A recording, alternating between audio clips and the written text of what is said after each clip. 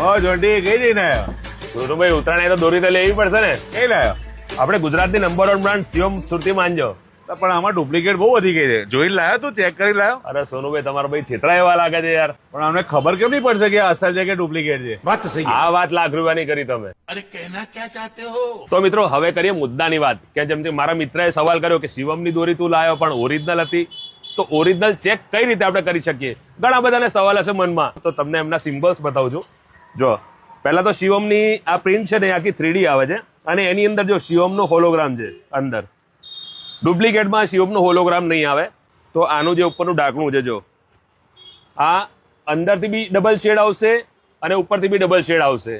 પછી બોક્સની અંદરથી આપણે જ્યારે ફિરકી કાઢીએ છીએ તો તમે જોઈ શકો છો એમાં પણ 3D પ્રિન્ટ છે અને એમાં પણ અંદર જો શિવમના હોલોગ્રામ્સ છે. એટલે કે આખા બોક્સ પર 3D પ્રિન્ટ આવે છે. એની અંદર શિવમનો હોલોગ્રામ તો રહેવાનો જ છે. અહીં શિવમ